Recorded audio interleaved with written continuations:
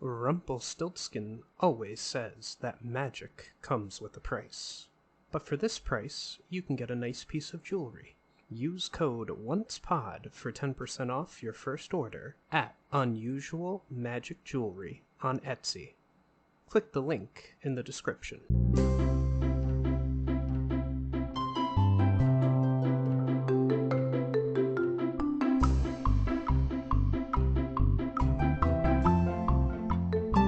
Hello, and welcome to the Once Again podcast. We are your hosts, Ashley and Jason. On today's episode, we will be discussing Game of Thrones, Season 1, Episode 4, Cripples, Bastards, and Broken Things. This episode is written by Brian Cogman, adapted from George R.R. Martin's A Game of Thrones, and directed by Brian Kirk. It premiered May 8th, 2011, and had a viewership of 2.45 million. The synopsis of the episode: Ned looks to a book for clues to the death of his predecessor and uncovers one of King Robert's bastards. Robert and his guests witness a tournament honoring Ned. Jon takes measures to protect Sam from further abuse at Castle Black. A frustrated Viserys clashes with Daenerys in Vaes Dothrak. Sansa imagines her future as a queen, while Arya envisions a far different future. Catelyn rallies her husband's allies to make a point, while Tyrion finds himself caught in the wrong place at the wrong time. And a little reminder before we go into the episode proper: each episode will be 2 parts. The first part will focus on the HBO series, and the second will be a book comparison. Obviously, at a certain point, the show completely divorces itself from the books, and with the book series unfinished at the time of this recording, Ashley and I will be giving our speculations and theories about where the books are going. Also, after recapping the episode, Ashley and I will engage in a full spoilers discussion involving later episodes and seasons of the show, as well as material from the books. We will alert you when we have reached the full spoilers section, so if at that point you want to skip to the end of the podcast, we understand. And finally, if you are unaware, Game of Thrones has a much more violent and adult-themed world than Once Upon a Time. We will be discussing subjects that some may find triggering and inappropriate for young listeners. So let's dive into the episode. And I just want to give you a little note. It's been some time since we recorded, Ashley, but in the last episode of Game of Thrones that we discussed, there were 3 scenes added to the episode because the episode was running short. And once again, this episode has the same thing. There are 3 scenes added because it was running short on time. And I'll point them out after we discuss them. So in Scene 1, Bran Stark is practicing his archery in Winterfell's courtyard. A raven flies into the courtyard. Curious, Bran follows it as it flies into the entrance of the crypts. Bran notices the raven has 3 eyes, and then he wakes up. In Scene 2, Bran opens his eyes, and old Nan remarks from his bedside that Bran has been, quote-unquote, dreaming again. Theon Greyjoy arrives to summon Bran to the Great Hall. They have visitors. Bran doesn't want to see anyone, but Theon tells him that he doesn't have a choice, as Robb has commanded it. He summons Hodor, played by Christian Nair, the castle stable boy, and a huge man who can only say one word, his name, to carry him down the hall. So I just want to briefly discuss, I found it interesting that Theon, and the show's going to simplify things, but Theon says Robb's Lord of Winterfell now, so I do what he says and you do what I say. And I just thought that was interesting because I was like, no, Robb's not Lord of Winterfell. He's standing in for Lord of Winterfell. And even in a later episode of the show, Robb says the same thing. Like, he says that Bran can't become Lord of Winterfell before he is. Yeah. Yeah. And it was just something to me that stood out. The simplifying of things, calling him Lord of Winterfell already. Yeah. So we go on to Scene 3, where Tyrion Lannister and Yoren have paused at Winterfell on their way south. Tyrion is unhappy with the frosty reception they've been given. He tells Robb that he might want to learn a lord's courtesy. Hodor carries Bran in, and Tyrion asks him if he can remember anything about his fall. Maester Luwin confirms that he cannot remember anything. Tyrion finds this curious. He asks Bran if he likes to ride. Bran says yes, but he will never ride again due to his injury. Tyrion says that with the right saddle, even a cripple can ride. While Bran angrily says that he is not a cripple, Tyrion says that in that case he is not a dwarf, and his father will rejoice to hear it. He gives Bran a design for a saddle. With it, he can ride as well as any other boy. Robb asks Tyrion why he is doing his brother a kindness, and Tyrion replies that he has a weakness for cripples, bastards, and broken things. Yay, he said the title! and Robb offers Tyrion the hospitality of Winterfell, but Tyrion refuses it, saying he'd rather take his ease in the brothel and the outlying town. You're such a good man. He is a good man. And, you know... So this is the first part where Tyrion should be like, why do none of these people like me all of a sudden? Like, they hate me all of a sudden. Yeah. He should be... Alarm bells should be going off hardcore. Exactly. And he should be asking around to figure out what they think. Well, he does right up here. I'll go into the next scene. In the courtyard outside, Theon says to Tyrion that he should visit Ros at the brothel if he likes redheads. Tyrion says to Theon that his quote-unquote master doesn't seem to like Tyrion very much. Theon replies that Robb is not his master. Tyrion, amused, asks Theon why he was not received by Lady Stark. So right there, he's trying to get to the bottom of, hey, how come Robb got me? And Theon says that Catelyn was not feeling well, but Tyrion has already deduced that she is not in Winterfell. Theon says that his lady's whereabouts are not Tyrion's concern, but Tyrion is again amused to note his loyalty to his captors. Tyrion mockingly asks Theon what his father Baelon would think of his only surviving son and heir running around and playing lackey to the Starks.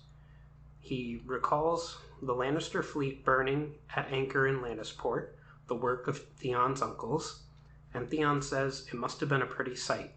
Tyrion sarcastically agrees that there is nothing prettier than watching sailors burn. You know, slight little jab to the Iron Islands people. And it was a great victory, but also fleeting. Theon angrily says that they were outnumbered 10-1, in which case Tyrion points out that it was stupid to launch a rebellion that they could not hope to win, and that Theon's father probably realized that when his 2 elder sons were killed. Tyrion wonders, again, if Baelon would be happy to see Theon playing squire to his enemy. Theon tells Tyrion to be careful. Tyrion apologizes for offending Theon and says he should not worry, as Tyrion is a constant source of disappointment to his father, and he's lived to learn with it. He gives Theon a coin for his next tumble with Ros and promises not to wear her out too much. So this is kind of an interesting scene. I don't think this is in the books, if I remember correctly. No, it's not. But I think it's also... It's here in the show kind of to show more about, like, Theon and what Theon's background, I think. Because we don't... Like, we get it in the books a little bit more told to us, but right. We don't get it the same way in the show. And I think if they didn't do a scene like this, we just wouldn't really understand what Theon's place is amongst the Starks. So I think this is valuable information about the Greyjoys, Baelon being out there, the fact that Theon's brothers were killed, right. Like that kind of thing. Well, I just find it interesting that Theon comes out and is trying to be friendly to Tyrion. Like, he's like, oh, hey, if you're going to that whorehouse, check out Ros, she's the best.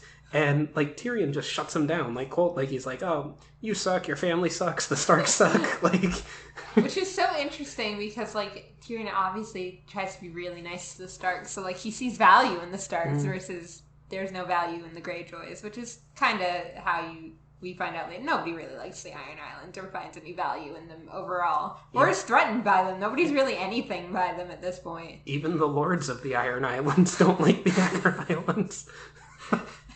Accurate. Yeah. So let's move on to scene 5. At Castle Black, Jon Snow is continuing to help train Grin and Pip.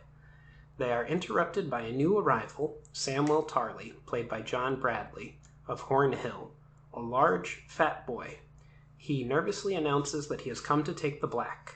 Sir Alistair Thorne orders Rast to spar with him, but Sam immediately drops his sword and falls to the floor, screaming that he yields. Thorne tells Rast to keep hitting him until he gets up. Jon Snow intervenes, pointing out that he has yielded already. Annoyed, Thorne sets Grin, Pip, and Rast on Jon simultaneously, but Jon beats them all. Now infuriated, Thorne orders Jon and Sam to clean up the armory, as that's all that they're good for. Thorne storms off with Rast. Jon, Grin, and Pip interrogate the new arrival. Sam admits that he is a coward. He wanted to fight, but he could not face it. He thanks Jon for his help and leaves. Grin is worried that if people saw them talking to Sam, they might think that they are cowards as well. Pip points out that Grin is too stupid to be a coward, and Grin, unable to think of a good comeback, settles for chasing Pip off with his sword. So this scene is really interesting to me because I've discussed before how all the characters on the show are much older than they're supposed to be, and here Grin and Pip kind of seem like children almost. Like they seem like young, like especially the chasing each other. I can also ew, I'm gonna get called a coward, like cooties. Yeah, exactly. And we don't get, unfortunately, we obviously can't get inside Jon's head, but I believe in the book Jon has the line, he thinks to himself that there is some bravery in admitting that you're a coward. Like when Sam does that. Which, is kind of true. There's nothing wrong with being a coward either. Sam is kind of annoying, though, because it's like, Sam uses it as a crutch. Sam has learned helplessness, is what we really need to say. Well, exactly, because he's not so much a coward, just learned helplessness because basically all his father's ever done is bully him. Feel that way. Yeah, his father's a nightmare. But I mean, they're in the training yard, and I can't imagine that this is the first time. Like, we know Samwell's father, Randall Tarly, has tried for years to make his son be the son that he wanted, and not the son that he is. But they're in the training yard, even if you're going to lose, at least try. Don't just drop your sword immediately and start yielding and crying and everything. I don't know. Let's move on to scene 6. Khal Drogo's Khalasar has crossed the vast Dothraki Sea and reached the city of Vaes Dothrak, passing under an enormous statue of 2 rearing horses. Vaes Dothrak is the only permanent Dothraki settlement and serves as their effective capital city. Viserys Targaryen is unimpressed, pronouncing it a place of mud and twigs and excrement, fit for only savages. Daenerys tells him that he should not talk that way about her people, but Viserys replies that they are his people and his army. Khal Drogo has marched thousands of miles in the wrong direction with his army. Frustrated, he rides ahead of the column. Daenerys asks Ser Jorah Mormont if her brother could really take the 7 kingdoms with a Dothraki army. Ser Jorah points out that the Dothraki have never crossed the narrow sea and fear any water that their horses cannot drink. But if they did cross somehow, the Dothraki would only win if they could fight in open battle. King Robert Baratheon is full enough to oblige them, but his advisors are smarter. Ser Jorah notes that Eddard Stark still wants his head. Daenerys asks why Jorah sold slaves, and Jorah says that he had no money and an expensive wife. Daenerys asks where his wife is now, and Jorah says in another place with another man. Ooh. Poor Jorah. Yeah. I forget his wife's name right now. I do too. Yeah, but he fell in love with this beautiful woman, and he took her home to Bear Island, and it was not what she was expecting. He's one of the Mormonts are one of the great houses of the North. Obviously they're not the Starks or the Boltons or anything like that, but they're up there, and it's this little island that has bears on it. And she was not happy, and he had to come up with money to try and make her happy. I love bears. Yeah. I want to be the lady of Bear Island. Well, look at my army of bears. There's a lot of cool ladies of Bear Islands. You'd be right up there with them. But let's move on to scene 7. That night, Viserys takes a bath with Doreah, one of Daenerys' handmaidens. Doreah asks if it is true that Viserys has dragon's blood in his veins, and he says it is possible. She asks him what happened to the dragons, as she has heard from Irri and Jiqui that the brave men killed them all. Viserys snaps that the brave men rode the dragons, flying them forth from Valyria to build the greatest civilization the world had ever seen. The breath of the greatest dragon forged the Iron Throne out of 1,000 swords of the vanquished kings and lords of Westeros, a throne that the usurper is keeping warm for Viserys. Dorea says that she has always wanted to see a dragon and is impressed by their freedom. They can go anywhere when they choose to flap their wings and kill anyone with their breath. Viserys notes that after 15 years in the pleasure house, Dorea is probably happy to see the sky. Dorea laughs, saying that she wasn't locked in and has seen things. She says that she has seen a man from Ashai with a dagger of real dragon glass. She has seen a man who can change his face the same way other men changed their clothes. And she has seen a pirate who wore his weight in gold and whose ship had sails of colored silk. I wonder who all those characters could be. Viserys says that he has never seen a dragon. The last one died many years before he was born. What he has seen are their skulls. They used to decorate the throne room in the Red Keep, which is something I'm looking forward to House of the Dragon about. I hope they don't overlook that detail. Like, I want to see the... I really hope it looks interesting. Yeah. The ones closest to the door were the last ones to hatch, stunted and wrong-shaped. The ones nearest to the Iron Throne were huge, and the most massive of all belonged to Balerion, whose breath forged the 7 kingdoms into one. When Dorea asks him where they are now, he replies that he doesn't know. He assumes the usurper had them destroyed. She says that that is sad, and he agrees. Then he gets angry. He didn't buy her so she can make him sad, and he didn't buy her to teach her sister how to make Khal Drogo happy. Annoyed, he tells her to, quote-unquote, get on with it. And that this is the first scene added to adjust for the short runtime of the episode. I believe it. It's not, like, it's got a lot of information, but it's, like, I could take it or leave this scene, like... Yeah. Mostly because I don't like Viserys. I don't think... We're not meant to, like, get him off the screen. We could have had this conversation with someone else, I think is the thing, like... Well, I don't think this is the most famous scene that started this phrase, but it's one of the scenes that led to the quote-unquote sex position that Game of Thrones had, where you have characters explaining something that might seem boring, so you better have people having sex in the background to keep the people watching. But that's kind of what happened here. Yeah. So let's move on to scene 8. Septa Mordain and Sansa Stark visit the throne room of the Red Keep.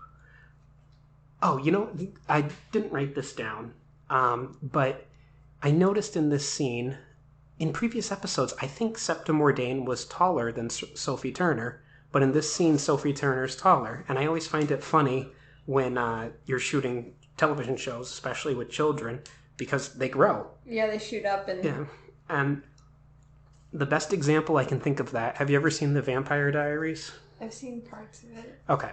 You just have to watch the pilot and then the second episode, because they were filmed a year apart, and Jeremy, what's her name, Elena, the main girl? Yeah. Her brother, Jeremy, is the same height as her in the first episode. In the next episode, which is supposed to be the next day, he's a foot taller than her. And it was the best example that I can think of. Yeah. But moving back into the scene, Septa Mordain and Sansa Stark visit the throne room of the Red Keep. Mordain tells Sansa that one day her husband will sit on the Iron Throne. One day she will also bear her husband a son, and all the lords of Westeros will gather to see the little prince. Sansa is worried that she will only have daughters, like her friend Janaine Poole's mother. Mordain says that in the extremely unlikely event of that happening, the throne would pass to Joffrey's younger brother, Tommen. Sansa says that if that happens, everyone will hate her, like Joffrey does. Mordain tells her that she should not keep bringing up the incident with the dire wolves, and that a dire wolf is not a pet. Sansa gets upset and moves to leave. Changing the subject, Mordain tests Sansa's knowledge of history. Sansa knows that Aegon the Conqueror forged the Iron Throne, and that Maegor the Cruel built the Red Keep. Sansa realizes that her uncle and grandfather were killed in this realm, and asks Mordain why. Mordain tells her that that is best discussed with her father, and that Sansa must forgive him. Sansa says that she will not.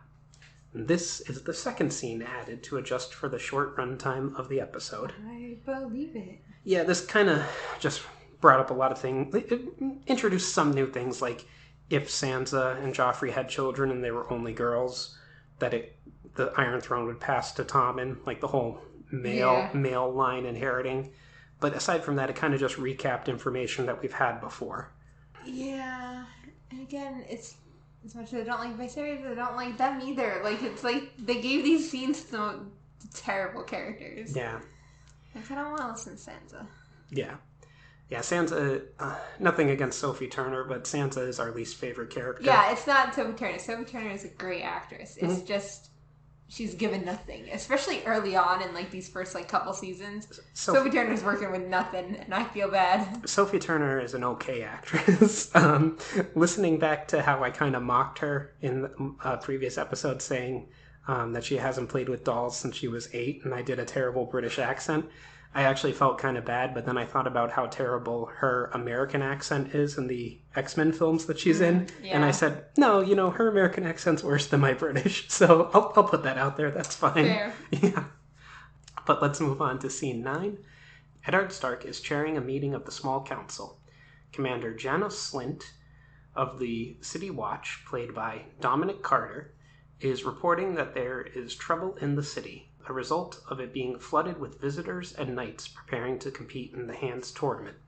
Eddard asks him to call it the King's Tournament, as he wants no part of it. Slynt reports that the previous night alone they had a tavern riot, a brothel fire, several stabbings, and a drunken horse race down the Street of Sisters. Renly suggests that they should perhaps find a commander who can keep the peace, but Slynt argues that he does not have enough men.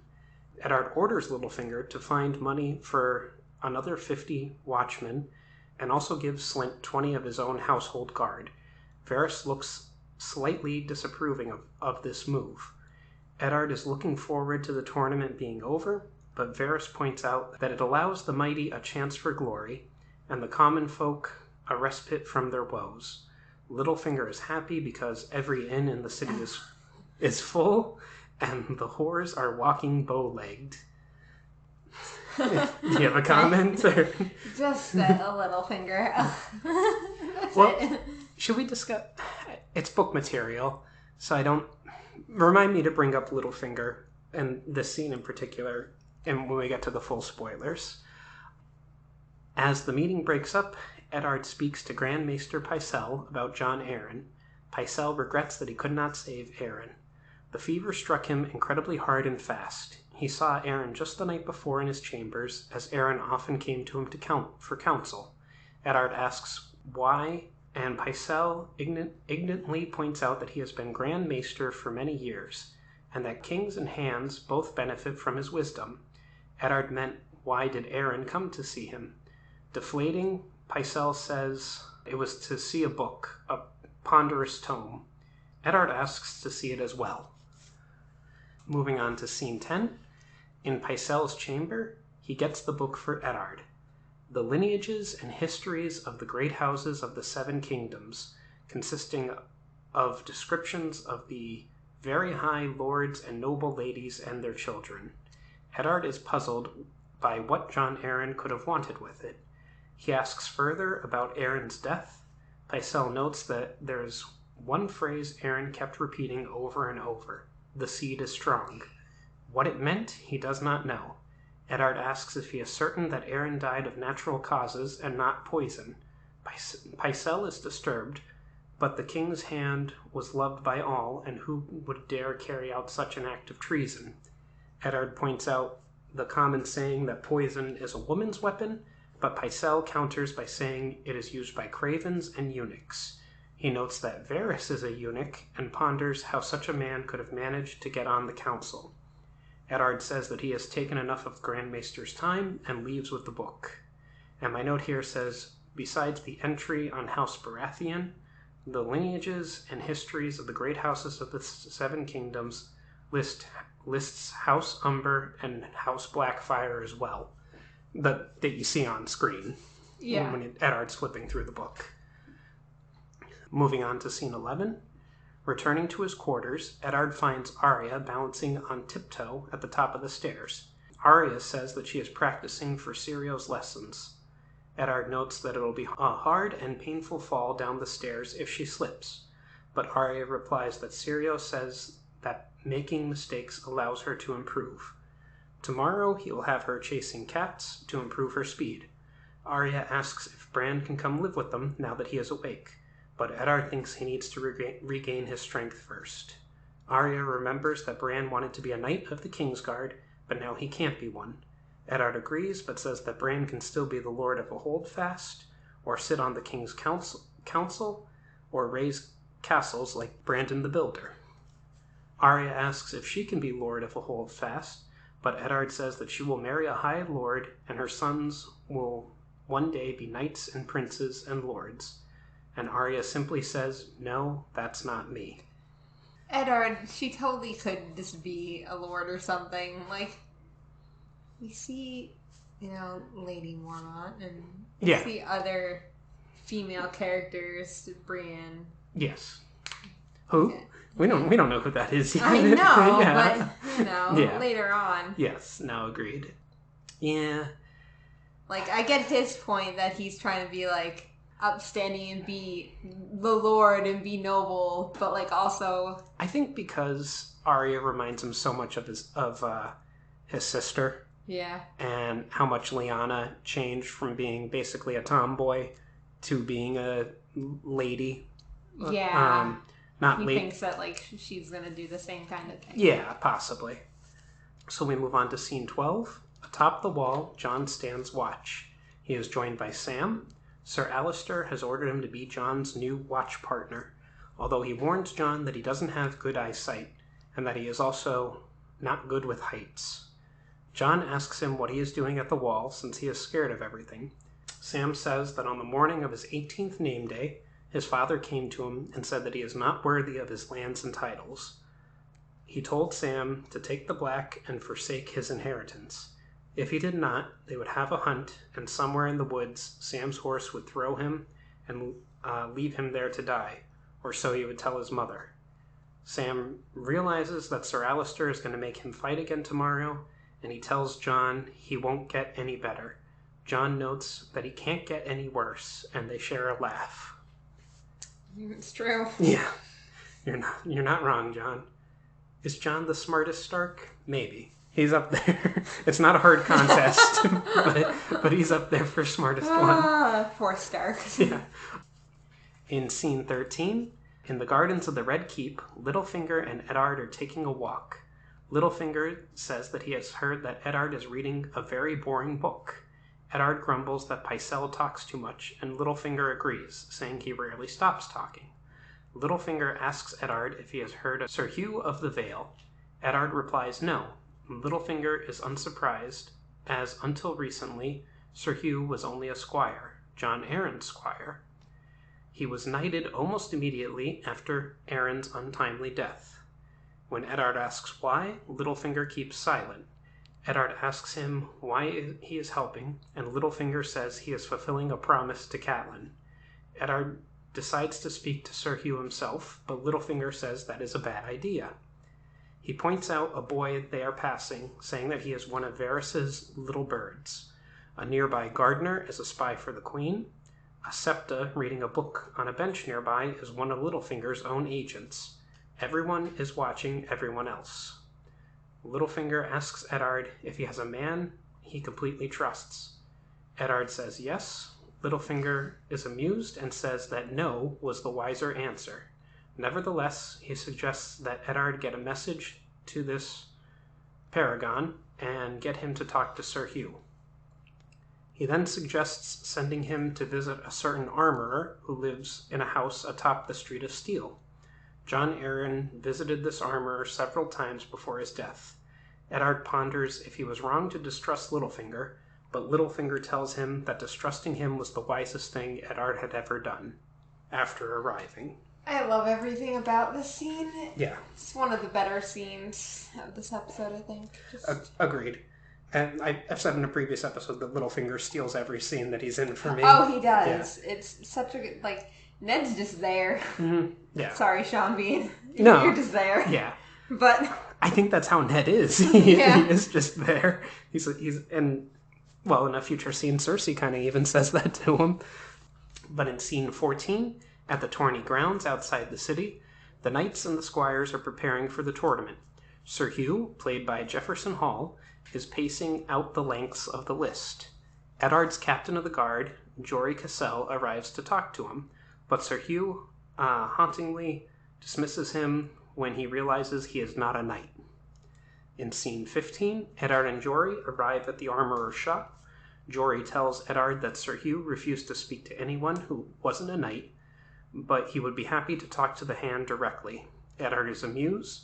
Knights strut around like roosters in the city, even the ones who have never seen a real battle. Jory suggests that Eddard shouldn't have come personally, as there are too many eyes around, but Eddard says that they can look all they want. Dumb Eddard. Yeah, because he does not care. Yeah, no. He just wants to get caught. Yeah.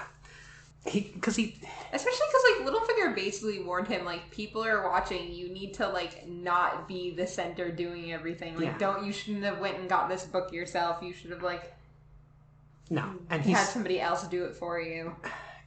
I don't understand Eddard, because people are telling him, things like this, that he's being watched and everything, and he still thinks everyone thinks like him. Everyone has this code of honor. Meanwhile, everybody is proving constantly that they don't think like him. Yeah. Yeah. Poor Ned. Alright. In scene 16, Eddard talks to the armorer, Tobho Moat, played by Andrew Wilde, and asks if Jon Arryn did visit him.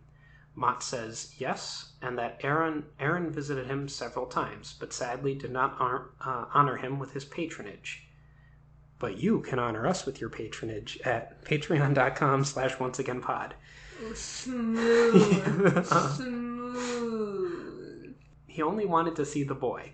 Eddard asks if he can see him as well. Mott calls over his apprentice, a tall boy with black hair. Eddard is impressed by the helmet he has made in the shape of a bull's head. The boy, Gendry, played by Joe Dempsey, says that it is his and is not for sale, to Mott's embarrassment. Eddard says that it is no insult and asks what Arryn talked to him about. Gendry says that it was questions about his mother, who she was and what she looked like. She died when he was very young and had yellow hair. Eddard looks more closely at Gendry's face and hair in surprise and tells him to go back to work. He tells Mott that if Gendry ever tires of making swords and decides to wield one, he will happily take him into his service. As they leave, Jory asks him what he has found, and Eddard replies, puzzled, that Gendry is one of Robert's bastards. Which, I said in a previous episode that Renly and Robert really don't look that much alike, but I kind of do buy Gendry being Robert's son. They did kind of find someone who looked like Mark Addy enough, a young actor.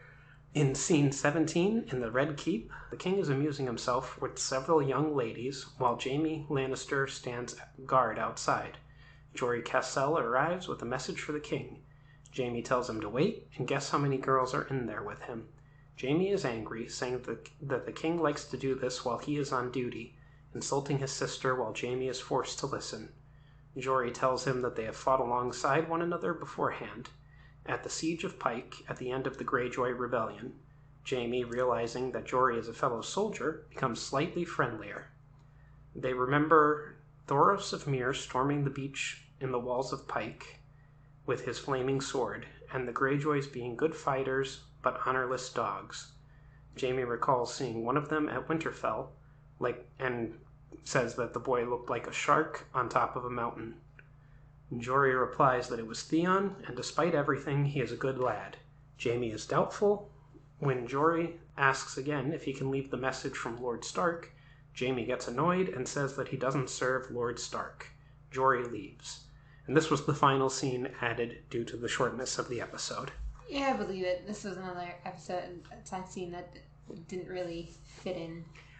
I like this scene, but it was fine, watching it for the first time or whatever. But I like this scene in regards to what happens in the next episode. Yeah. So I won't discuss it, especially with Jory talking about how he almost lost an eye during the Siege of Pike. And then what happens in the next episode, we'll discuss. Yeah. But we move on to scene 18. At Castle Black, Jon Snow joins Pip and Grin for lunch. Jon tells them that Sam is the same as all them, someone who has no place in the world, so he wound up at the Wall. He is their brother now, and they will not hurt him again in the training yard, no matter what Thorne says. Pip and Grin agree, but Rast, overhearing, sneers at Jon's kindness and says that the next time he is told to fight Sam, he will enjoy it. In fact, I believe he directly says the next time he has to fight Piggy, he's going to cut off a slice of bacon. Yeah. This transitions beautifully into scene 19. That night, Rast wakes up to find Jon's albino direwolf ghost at his throat. Jon tells him that Sam will not be touched, and Rast, scared, agrees. And Jon just asserting dominance over everybody at this point. Yeah. Well, it's interesting, too. I don't think this is addressed in the show, but in the books, Jon sleeps in a separate place from all the other recruits. Like, he sleeps... Yeah. And... Because of Ghost. Yeah. And he's... Kind of, yeah. He's a loner, but... Yeah, he's also emo, so... Emo Jon Snow. Yeah. But Jon... he's also showing Rast that he can hurt him anytime he wants to. Like, oh, you think you're safe when you're asleep? No. I'll have Ghost come in here and rip your throat out. In scene 20, in the training yard, Thorne sets Rast against Sam, but Rast only touches him with the flat of his blade. Thorne then sets Grin against him. Grin, going overboard, asks Sam to hit him. When Sam barely touches him, Grin drops his sword and falls to the floor, yelling that he yields. Thorne is furious and tells Jon that this is not a game. He is training them to save their lives when they are beyond the wall, with the sun going down, when they need to be men and not sniveling boys. I love how Thorne put it together immediately that Jon did all this. Yeah. Well, yeah, because Jon, like I said, Jon is already asserting himself over everybody. But, I find it interesting that Thorne is, mad about it, but also, there's clearly other jobs that we find out later that all around that Sam could be doing. Sam doesn't have to be a fighter. Yes, exactly. And in the books, Jon directly goes to someone and takes care of that, because all the rest of them are going to graduate. If you want to call it graduating, they're going to move on to take their vows, and Sam's going to be left behind because he hasn't completed the training. But Jon kind of goes around Thorne and has that... Listen, Sam isn't going to learn anything. Yeah, he can do something else. In scene 21, in Vaes Dothrak, Viserys storms into his sister's tent, dragging Doreah by her hair. He is angry because Doreah summoned him to dinner at Daenerys' command. Daenerys, perplexed, tells him it was a simple, polite invitation. When Daenerys shows him a Dothraki outfit she had made for him as a gift, Viserys becomes outraged, wanting to know if she wants him to braid his hair as well.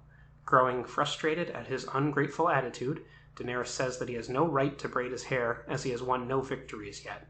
Infuriated, Viserys strikes Daenerys, but she hits him across the face with a belt buckle. Stunned that she fought back, Viserys can only stare in shock as an enraged Daenerys reminds him of her status as Drogo's wife and the mother of his child, angrily swearing that the next time he raises a hand to her will be the last time that he has hands. You go, Daenerys. Yeah. I think it's interesting because in the book the scene is much more...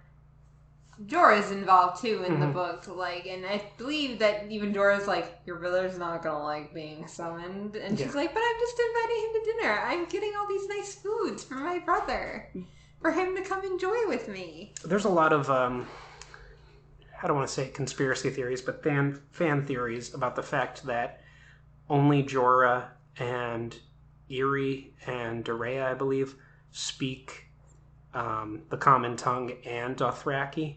So, there's people that think that they were purposely putting a divide between Daenerys and Viserys at this point, having purposely mistranslated. So, instead of, Daenerys sent an invitation to Viserys to join her for dinner, but Doreah purposely said that she was commanded to come to dinner. I don't know, maybe, but it's one of those conspiracies about the Song of Ice and Fire books that we may never get the answers to. Yeah.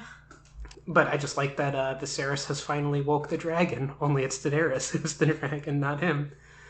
True. Yeah. In scene 22, Jon and Sam clean the kitchens. Sam is annoyed that although the Night's Watch vows forbid fathering children or taking wives, many of the officers sneak off to the brothel in Moestown on a regular basis. Jon is surprised that he cares, but Sam says that although he is fat, He still likes girls as much as Jon, though they may not like him as much. He tells Jon he has never been with one. Jon surprises him by saying the same thing. He once tried with a beautiful prostitute named Roz. I wonder if that's the same Roz, obviously. But he did not want to risk fathering a bastard, as his father did with him. They are interrupted by Sir Alistair Thorne. Thorne asks them if they are cold. Sam says that they are, and Thorne points out that they are indoors with a fire blazing. He asks them if they remember the last winter, almost a decade ago. Jon says yes. Alistair asks him if it was cold at Winterfell, with days that he could just never get warm, no matter how his fires were lit. Thorne spent 6 months beyond the wall during the last winter. It was supposed to be a 2-week mission, but they were trapped by a storm. The horses died first and were eaten. That was easy. Later, when the men started dying, that was harder.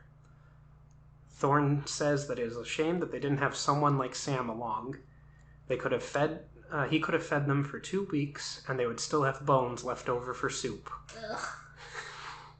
Thorne tells them that soon there will be new recruits, and Jon and Sam will be passed on to the Lord Commander for assignment. But they will not be ready, and come the winter, they will die like fleas. So Thorne admits to cannibalism in this scene. Yep. I mean, you gotta do what you gotta do to stay alive. True, especially in, like, the harsh winter beyond the wall. Yeah. Like, forget winter in Right. the Seven Kingdoms, but, like, also, just Jon and Sam being like, yeah, we ain't been with any girls. Yeah. Yeah, it's a good scene, and it really shows, like, their characters and everything like that. And it shows the conflict within Jon. Like, he says, like, what's my name? And Sam says, Jon Snow. And he's like, why is my name Snow? Or my surname Snow. And he says, because you're a bastard in the north. And, like, it's just like, this poor kid, like, his whole life, he feels like such an outsider. Yeah. You gotta feel bad for him. But yes, them talking about girls and what they love about them, and, you know, how Roz is, Yeah. We'll move on. In scene 23, Daenerys meets with Ser Jorah and tells him, slightly dazed, that she hit the last dragon. Ser Jorah replies that her brother Rhaegar was the last true dragon, and that Viserys is less than the shadow of a snake. Daenerys replies that he is still the rightful king, but Jorah asks if she really wants to see him sitting on the Iron Throne. Daenerys replies no, but the common people are waiting for him. Illyrio says that they are sewing dragon banners and praying for his return. Ser Jorah tells her that the common people pray for rain, health, and a summer that never ends. They do not care what games the High Lords play.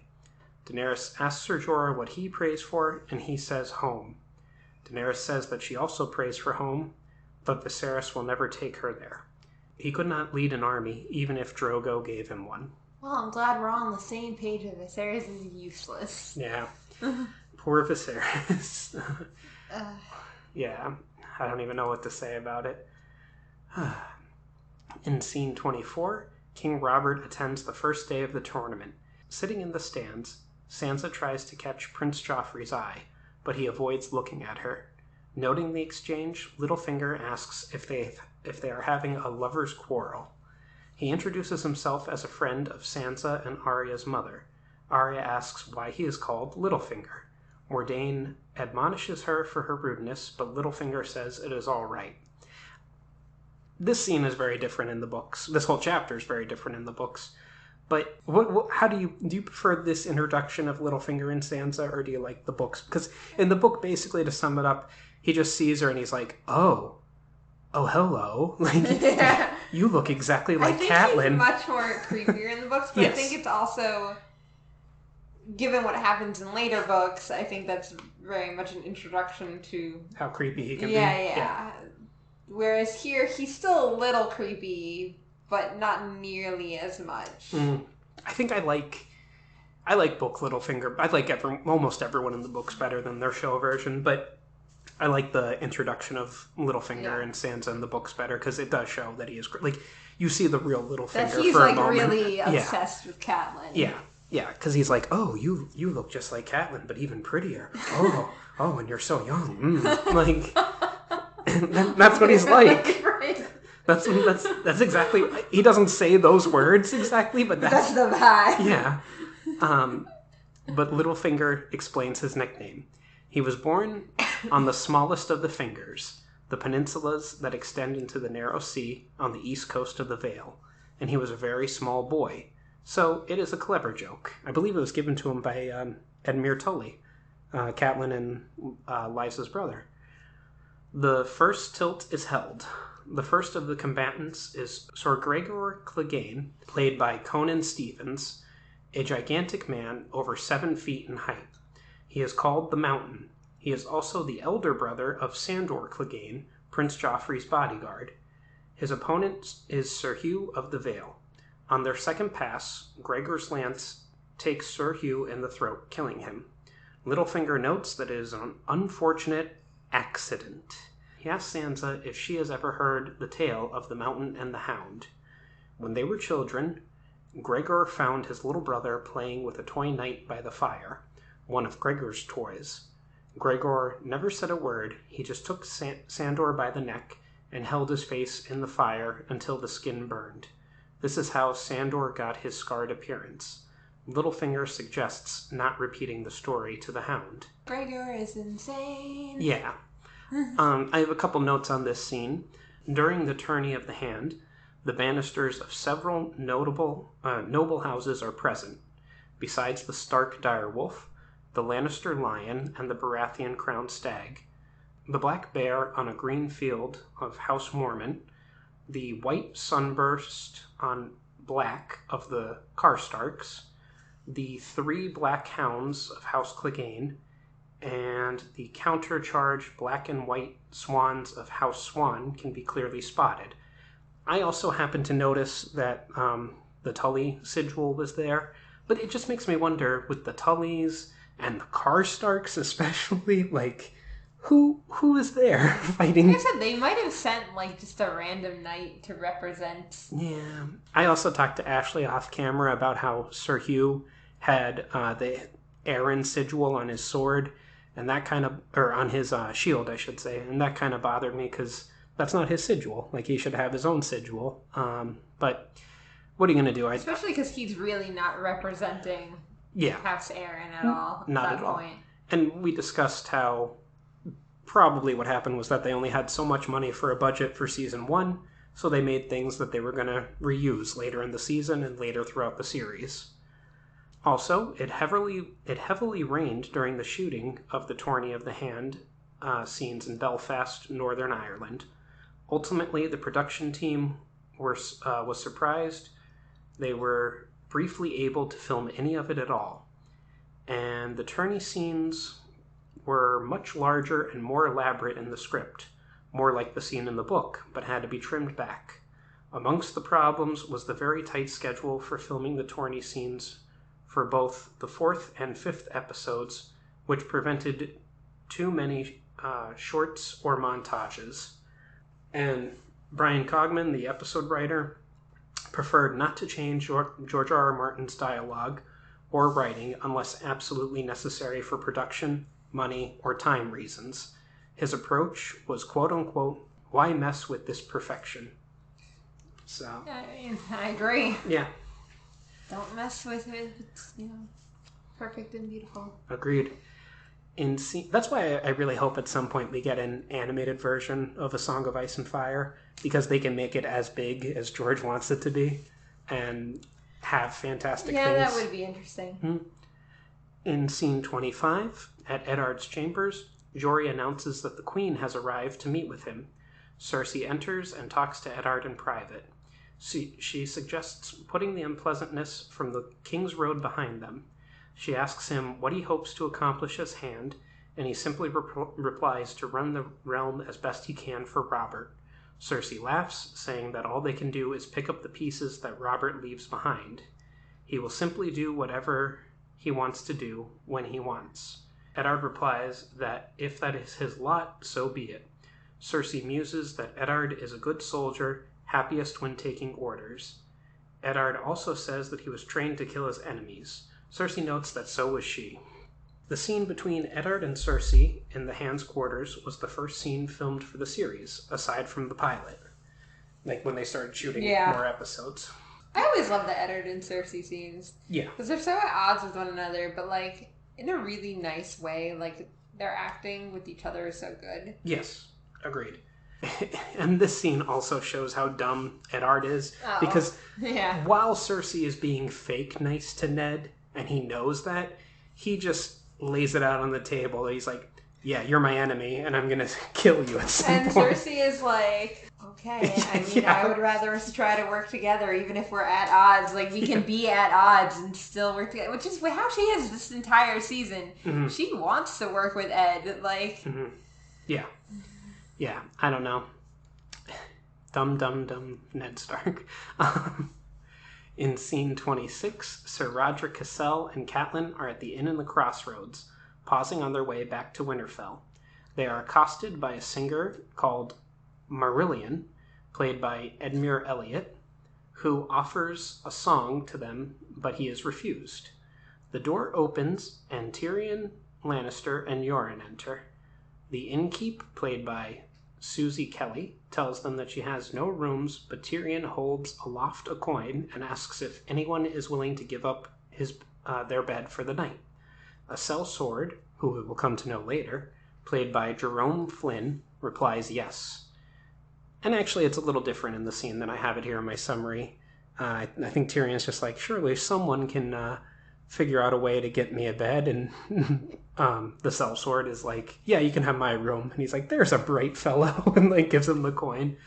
But Tyrion thanks him and asks Yoren to dine with him.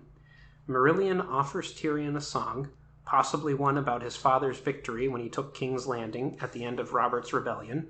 Tyrion refuses, noting that it will turn his stomach, but then notices Catelyn in the corner. He tells her he is sorry to have missed her at Winterfell. Catelyn, her identity exposed, gets up and identifies several knights in the inn who served bannermen to her father, Lord Hoster Tully of Riverrun.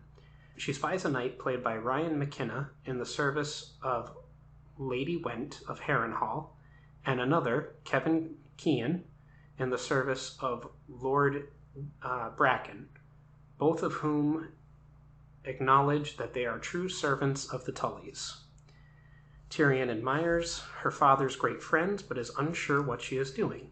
Catelyn then identifies another knight, Patrick Ryan, the actor playing him is Patrick Ryan, wearing the sigil of House Frey. She asks how his lord is faring, and he replies that Lord Walder is well and plans to take another wife on his 90th name day, and he has asked for Lord Hoster to attend the wedding. Tyrion laughs at that. Catelyn announces to the whole inn that Tyrion was a guest in her household and betrayed that trust by conspiring to murder her son, a boy of 10. She calls upon those knights present to help her seize him and return him to Winterfell to await the king's justice. Several knights pull out their swords and level them at Tyrion, to his amazement. My note here is that the scene where Catelyn arrests Tyrion was Michelle Fairley, who plays Catelyn. It was her audition piece. It's a good way to end the episode too. On that, like, oh man, what's going to happen next? Is there anything else you'd like to discuss, or should we go into the full spoilers? No, I'd be going into the full spoilers. Okay, so we've reached the full spoiler section, folks. If you want to tune out at this point, we understand. So I mentioned before, to bring up Littlefinger again, something that's not addressed in the show but is addressed in the books is that the realm is bankrupt because of Littlefinger. Like, he's been stealing money from Robert, essentially, from, the whatever you want to say, the king, the realm, and he's been using it to, like, buy the whorehouses that he owns and all the fine things that he has. I don't remember what we were discussing that made me think of it, but I wanted to bring that point up. That's a book point that's not really addressed in the show. But I mean, Robert also spends money like crazy, but that's the reason why the realm is broke in the first place. So my first note here in the full spoiler section is that Conan Stevens lobbied for the role of Sir Gregor Clegane, even going as far as auditioning for the pilot as Khal Drogo, knowing that he wouldn't get it, but to put his name before the casting directors. After appearing in 2 episodes of the first season, it was announced that Stevens would be playing the role of an orc chieftain, Bolog, in the movie version of The Hobbit, as well as playing the character Saludios in Spartacus Vengeance. On the 12th of September 2011, responding to speculation on the Winter is Coming fan site, Conan Stevens confirmed that he left the series due to scheduling conflicts and other projects. So I just find it so interesting that he wanted to play the Mountain so badly and then left the show. Left the show, especially for something like a Spartacus Vengeance. Yeah. And I know the Hobbit trilogy is big, but yeah. I'm pretty sure Game of Thrones inevitably was bigger than the prequel trilogy for the Hobbit. Plus, too, if I think he has maybe 5 lines in all of the first season of Game of Thrones, but you get to see his face. You don't get to see his face in the Hobbit movies. He's covered up in prosthetics and makeup and everything. Yeah. And I don't know how tall that actor is in real life. I assume 6 foot something, 6'8", whatever. But it's not easy. At a certain point, it's going to sound funny to say because I think The Rock is 6'5", and he's one of the most in demand actors in Hollywood. But at a certain point, it's actually a negative thing to be over a certain height in Hollywood as a male, because they have to get you stunt doubles and whatever, and they don't cast big actors, or I should say physically large actors in a lot of roles because it's difficult to shoot with them. There's lighting issues and everything.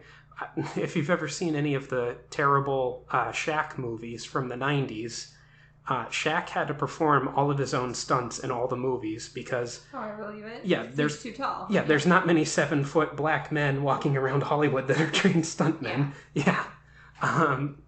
But yeah, it's just weird that he would leave this show. I mean, maybe he didn't know. Obviously, he didn't know how big it was going to be. But this show is way bigger than I think the Hobbit series, the Hobbit movie series was. I really don't think... I mean, maybe in his head he thought The Hobbit because Lord of the Rings was so big. Yeah. But, I didn't watch any of the Hobbit movies, so, You're lucky. The last one's not bad. To be fair, I begrudgingly watched The Lord of the Rings, so... I'll say I like those, but... we can... If we ever want to cover Lord of the Rings, you can hear my unbridled thoughts of rage. If we ever cover Lord of the Rings, I will be watching the extended editions, which I think the shortest one of that is 4 hours long. I think I don't like any of the actual Hobbit characters is the problem with why I don't like the movies. I see. But this episode marks the first and only time in the series that no member of the starring cast was absent. Everyone was in the episode. Daenerys says that she has seen a man who can change his face the way that other men change their clothes. This is a reference to a guild of assassins from Braavos, known as the Faceless Men. Why do you think she's seen them before, though, is a better question. I guess they came to the pleasure house that she was in. Yeah, I guess. Maybe it was more so to kill someone that was there rather than, actually engaging in pleasure themselves. I don't know, but who knows? This is the first mention. This episode has the first mention of Theon's brothers, Roderick and Meryn, and his uncles, though without mentioning their names. Tyrion asks Theon whether his uncles were responsible for the destruction of the Lannister fleet, without mentioning their names. Perhaps it is intentionally vague so the writers could keep their options open. In the books, Theon has 3 paternal uncles, Victarion, Arryn, and Euron, and 1 maternal uncle, Roderick the Reader Harlar. Of these 4, only Arryn and Euron have been portrayed in the show. This episode had the first mention of Mance Rayder, the King Beyond the Wall. Also the first mention of Lord Hoster Tully, Lord Walder Frey, Lord Bracken, Thoros of Myr, and Lady Went of Harrenhal. Not surprising, there's a lot of stuff going on in this episode, so... Yeah. The scene with Viserys and Dorea in the bath discussing dragons was filmed for the previous episode, but moved to this episode for timing reasons. Writer Brian Cogman was unaware of this change until he saw the final episode. One of the dragons mentioned in this scene, Vermaxis, is a nod to the 1981 fantasy movie Dragon Slayer. Vermithrax, you're right. It's not one of the names from the actual book, because yes. my next note has that there were 9 dragons mentioned. Of those, only the last 4 are mentioned in the novel, who are Meraxes, Vhagar, Balerion, and Archony, I think. I'm not certain. I just didn't want to read out all their names of the other 9 dragons. The pirate to whom Dorea refers to is Saladar Sand, who makes his first appearance in Season 2, episode The Nightlands.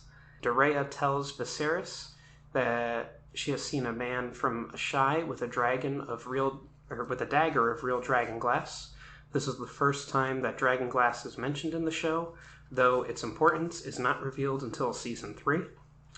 And my final full spoiler note was Maisie Williams and Sophie Turner were not present for rehearsals during the tournament scene, so their reactions to Sir Hugh of the Vale's bloody death were not feigned. This was felt to add authenticity to the scene. Well, it worked. Yeah. Although Sophie Turner has that scream, but Arya just kind of like goes wide-eyed, staring, which works for their characters, but it was just interesting. I think what's great about this episode is how big this episode makes the world feel compared to, like, we know it's a big world, but I think this episode in particular, like, you feel that way, like learning more house names, seeing the tournament. Even just the separation of characters. Like, you have Jon at the Wall, Robb at Winterfell. Well, like you said, you get all the main cast in this too. Yeah. Like, plus them, like I said, you get all these people. Mm-hmm. Agreed. There was one thing when I was rewatching the episode that had me wondering. There's a brunette woman sitting next to Renly Baratheon during the tournament, and I was like, I wonder if that's a stand-in for Marjorie Tyrell, or if it's the original actress that was going to play her or something, or, you know what I mean? Like, because it was just strange that they held this tournament and had a brunette woman sitting right next to Renly, and I was like, because it wasn't, what's her name?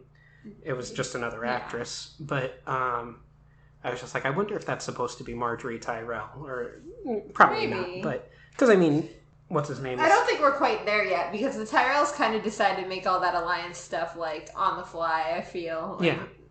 But, Loras was competing in the tournament and everything. Yeah. That's also the conclusion of the tournament's next episode. We can discuss the differences in the book and everything when we get there. But anything else you'd like to discuss about this episode? No. All right. Well, that concludes this week's episode of the Once Again podcast. Thank you for joining us. Any questions, comments, or critiques can be addressed to our email at onceagainpod@gmail.com. Follow us at onceagainpod, all one word, on Twitter and Instagram. If you are feeling generous and would like to contribute to the podcast, we have several tiers available on patreon.com/onceagainpod. Also, a like and a share would be greatly appreciated. Thank you, have a wonderful day, and remember, we will entertain you. We will always entertain you.